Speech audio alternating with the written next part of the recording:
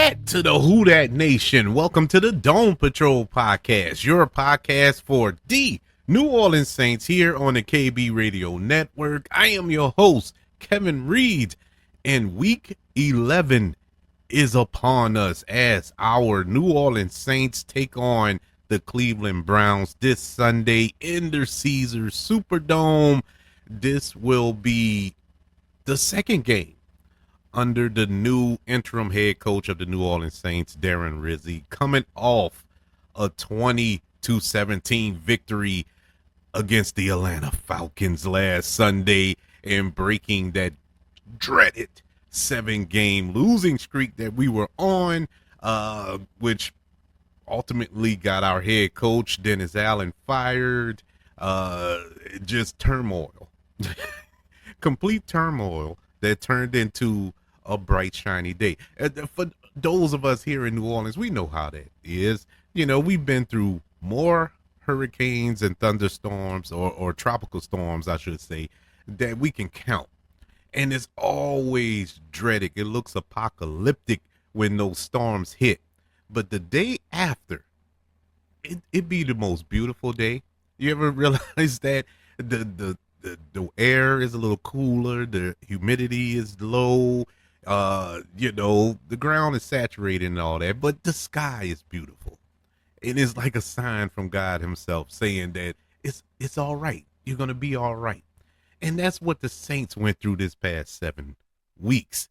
You know, it was a Katrina level event. Betsy even, Camille, all those wrapped up in one. And we got through it, and it's sunny, it's bright, it's cooler weather, and here we are. Now, with all that said, Saints, it's highly unlikely. Highly unlikely. I don't want to be the pen that bursts your bubble, but it's highly unlikely that the New Orleans Saints will so-called run the table and salvage this season that was pretty much dead and gone. I don't see that happening. You know, I don't see the Saints making this dramatic shift and get back into the playoff picture. Now, crazier things have happened, and especially in the NFC South, where the Saints are only 2 games behind the Atlanta Falcons, who we just beat. And so that's encouraging, but at the same time, it's like, do we really want that? Do we really want to get into playoffs and run up against a Detroit Lions who on their worst day? You seen the Detroit Lions the other night when they played, who that was they played? I can't even remember now, but Jared Goff threw about 30 intercepts in that game, but 5 to be more accurate. I mean, they looked horrible, but for some strange reason, they still won that game. It's amazing to me. It's like they just have it. This is their year. It's like they're destined, and they do everything right, with the exception of Sunday. But even with that, they still managed to win that game.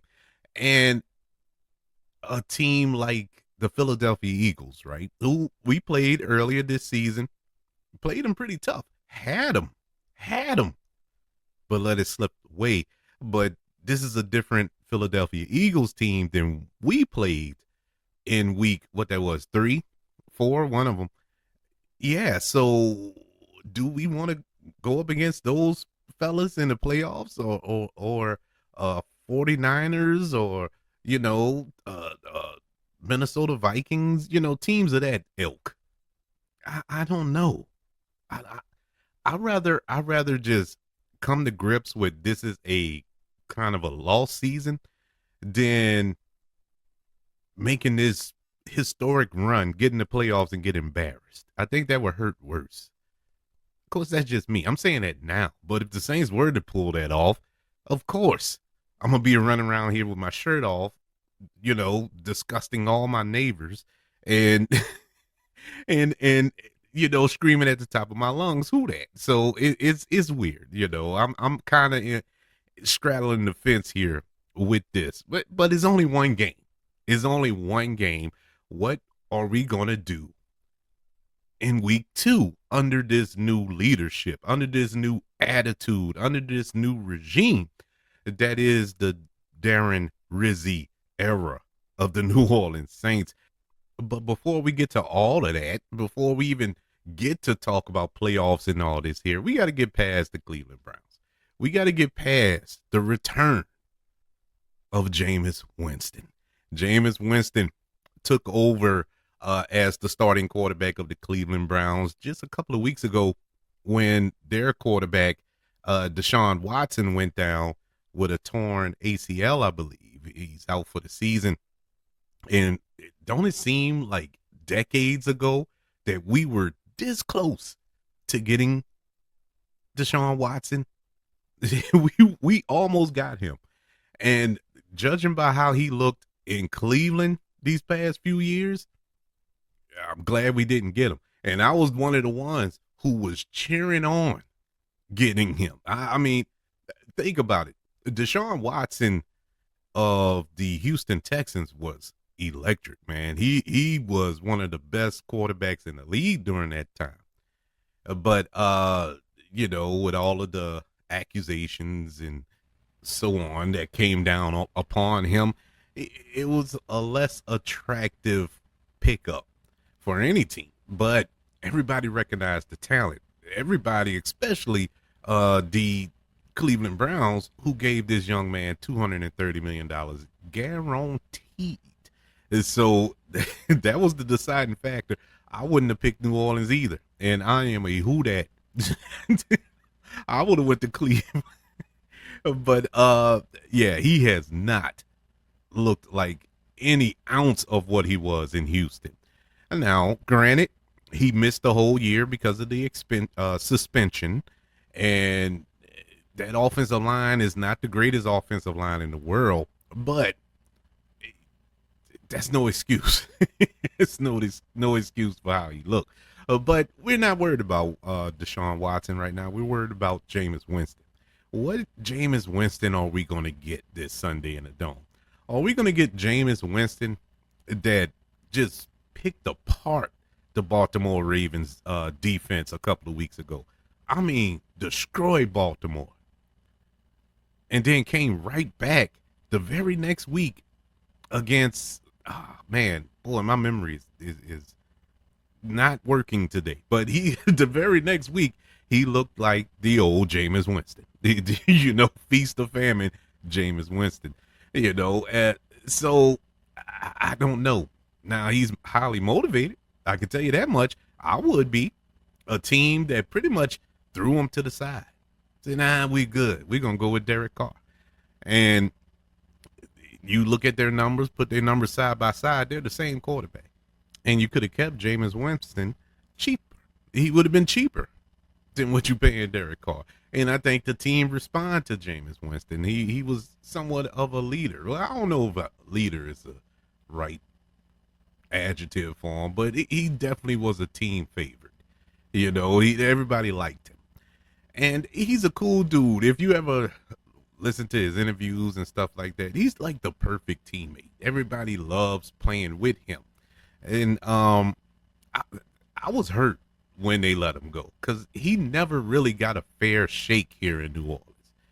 You remember when he first came here, of course, he was behind Drew Brees, which is cool. That's perfect. He came in, he had some good games when Drew Brees went down. And the year Drew Brees retired, he was named the starter. Well, first and foremost, he was in a quarterback competition with Taysom Hill in camp, which was ridiculous. Like, come on, Taysom, really? You really put him in a quarterback competition with Taysom Hill. And I love Taysom Hill, but let's be real. But in any event, cooler heads prevailed. He became the starter. Had some decent games. He demolished the Green Bay Packers, I think, in his first game as the starter. He beat Atlanta. It was another game he had. It was pretty good. And then he got hurt. Actually, he got hurt in that Atlanta game.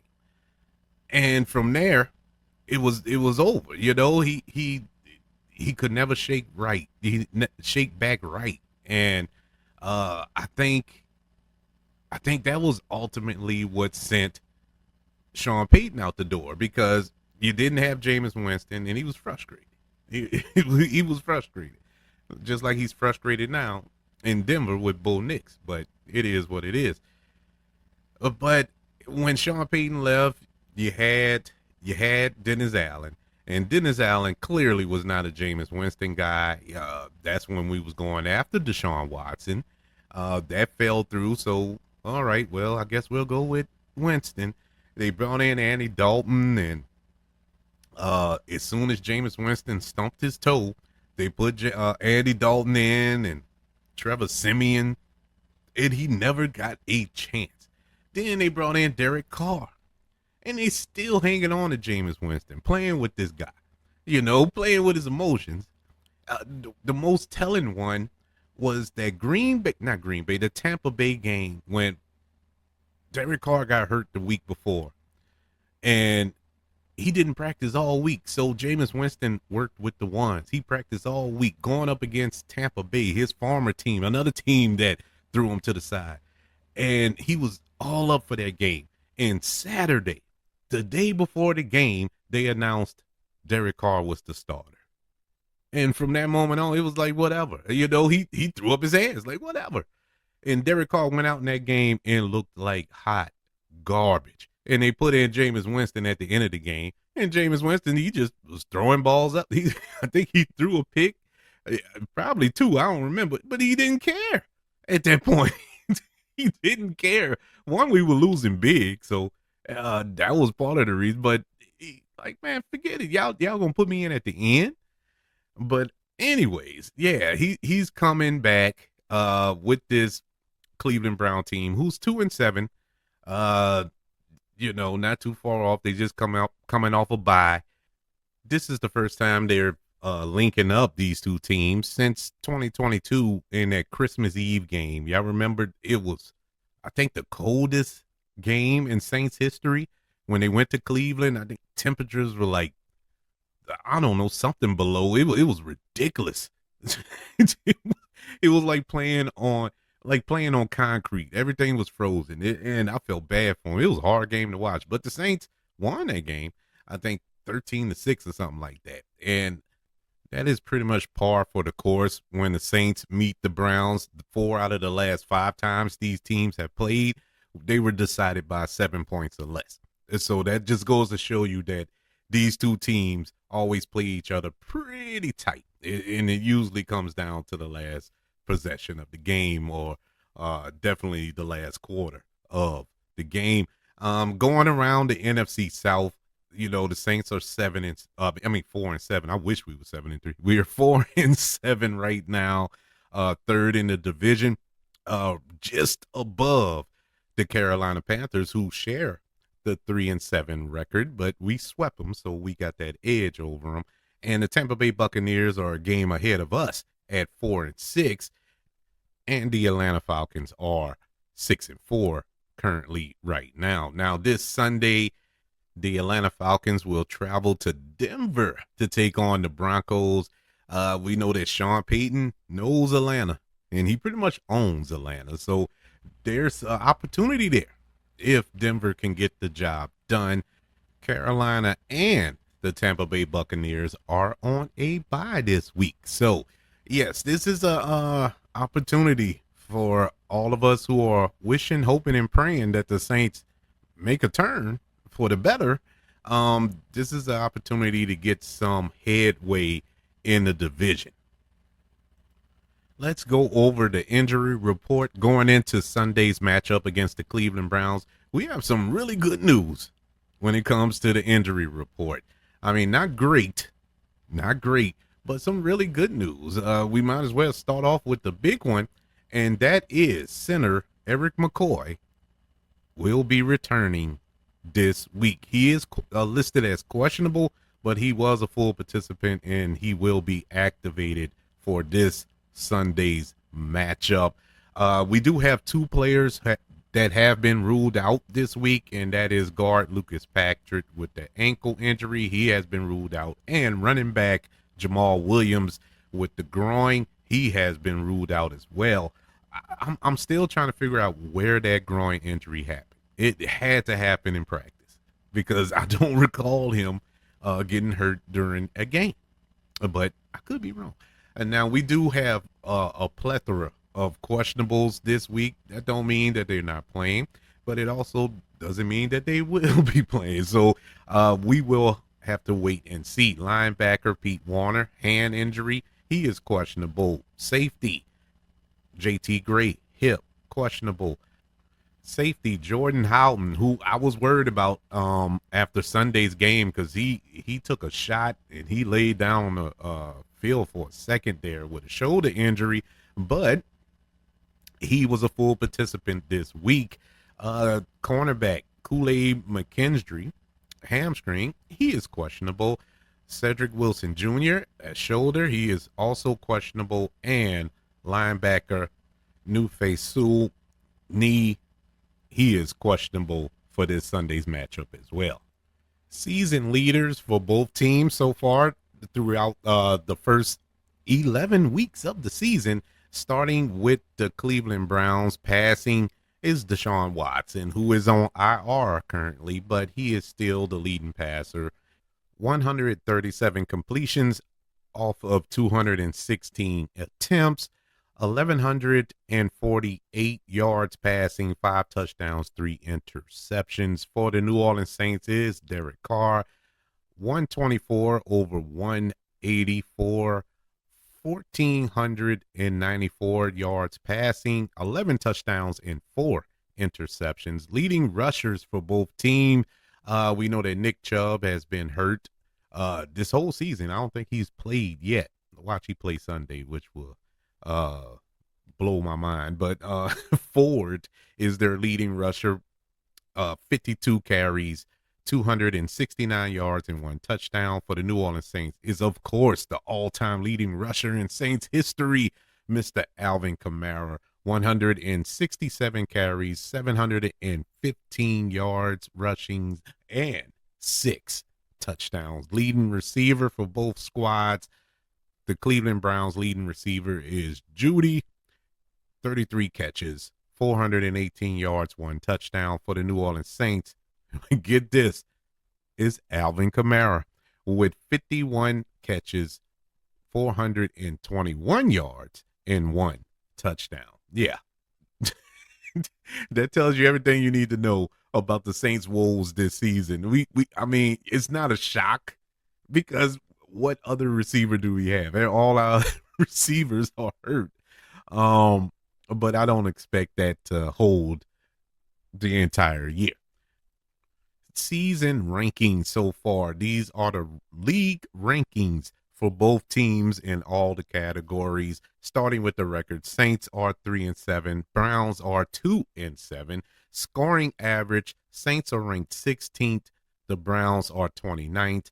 Opponent scoring average, Saints 24th in the league, Browns 21st in the league. Total offense, Saints are 16th, which is not bad, which is actually kind of shocking. We are the 16th ranked offense in the league. The Cleveland Browns, on the other hand, are 31st. 31st in the league in total offense. Rushing, Saints are 13th, Browns are 28th. Passing, Saints are 16th, Browns 28th. Total defense, Saints, they're 28th in total defense. Browns are 16th. Rushing defense, Saints are 27th, Browns are 14th. Passing defense, Saints are 29th, Browns are 13th.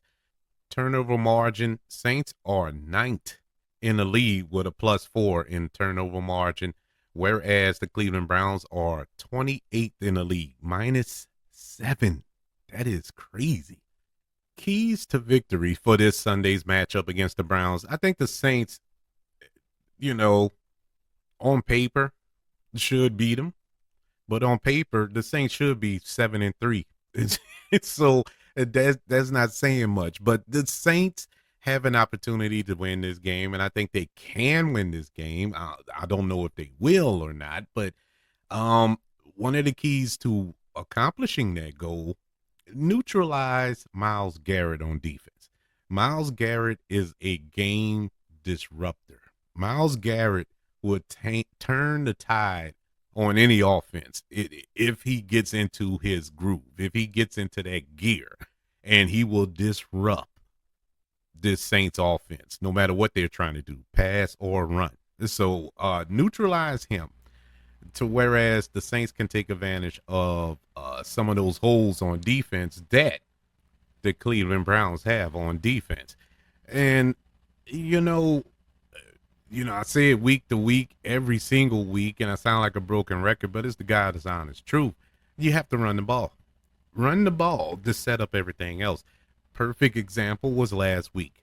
Last week against the Atlanta Falcons is the blueprint for every single game. You don't have to change it depending on your opponent.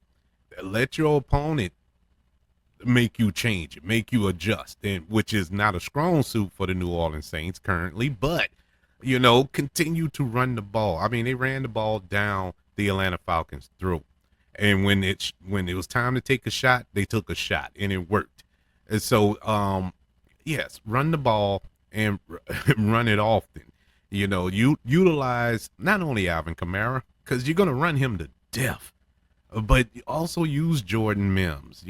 I don't know, I don't know what to say about this running back situation because we do have a problem at running back. We have a problem with Jamal Williams. We have a problem with Kendrick Miller. These guys cannot get on the field.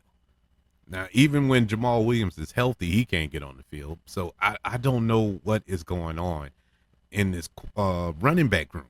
But yeah, use this two-headed monster or three-headed, I should say. Let me correct myself. Three-headed with Taysom Hill. They were using Taysom Hill very well in the first half against Atlanta, and in the second half he disappeared. Why? Why? Use him. I don't get it. Now, granted, him in the game telegraphs everything you're gonna do. It does, but Taysom Hill is so skilled, so strong. It's still successful regardless. He is successful. Yeah, use him more, especially here, especially when you're trying to neutralize a pass rusher of the ilk of a Myles Garrett. Run Taysom Hill down his throat. Let's see that. Let's see that battle rage on the field. Defensively is going to be a little tough. And the reason it's going to be tough, we know Jameis. Even before he was a Saint, when he was in Tampa. We know how he is. And especially when he was here, you know his tendencies. You know what he likes to do. Jameis Winston is a gunslinger. And Jameis Winston is going to go down fighting. He's going to go down in a blaze of glory. It doesn't matter. But we got to be on our P's and Q's. We have to be prepared for Jameis Winston to sling that ball down the field 40, 50 times a game if need be. And so the secondary needs to be on point.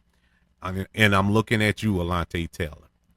Last week, we kind of glanced over it because we won the game. And it's been so long since we won a game, we haven't really touched in on some of the it was a lot of problems in that game. One of them being Alante Taylor doing his absolute best.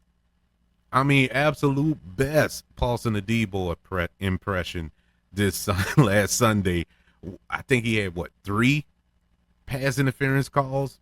I mean, come on, man.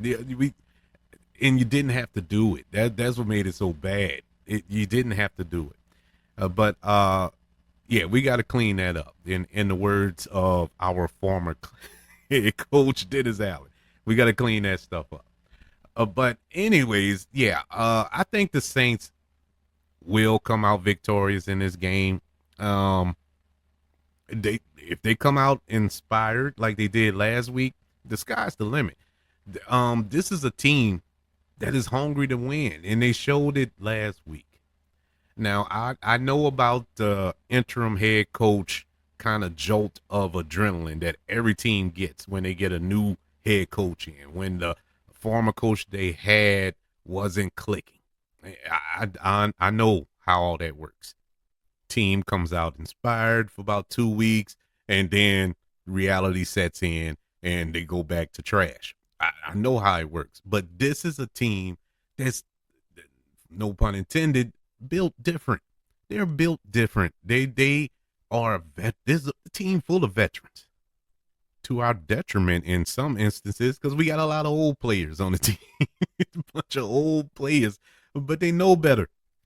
This coaching staff been around. The only thing missing, the only thing different is the head coach. That's it. Everybody else has been here. Everybody else knows their role. Uh so I think that this team, they can do something special. You know, I ain't saying win the division, go to the playoffs, but I mean, make the rest of this season respectable. Don't look like one of these trash teams in the NFL that we were looking at one point this season. And I say one point this season, 2 weeks ago, we looked like the worst team in football because we lost to the worst team in football.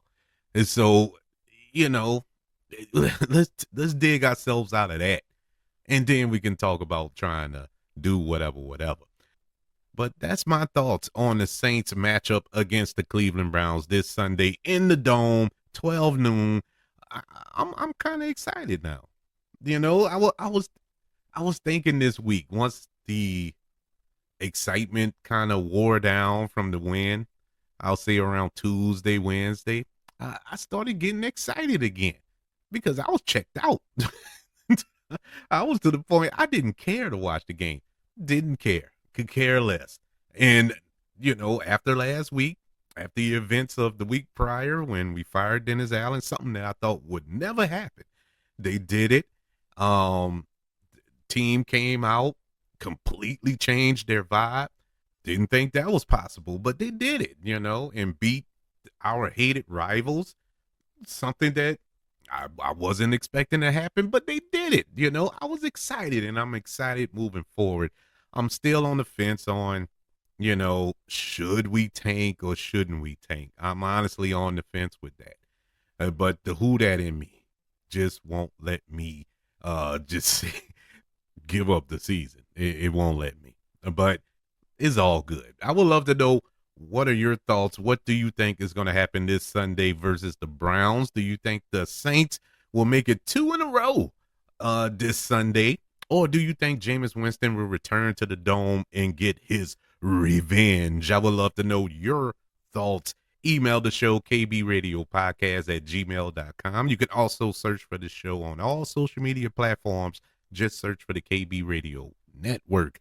Also, don't forget to subscribe to the KB Radio Network channel on YouTube, people. Like this video, share this video, comment on this video, show the love, and spread the love. Don't forget about the 5 stars, the reviews, and sharing this show if you're listening on Apple Podcasts, Spotify, iHeartRadio, wherever you are currently listening to the Dome Patrol podcast here on the KB Radio Network. Everybody, thank you for joining me for this preview of the Saints versus the Browns this Sunday, week 11 of the NFL football season.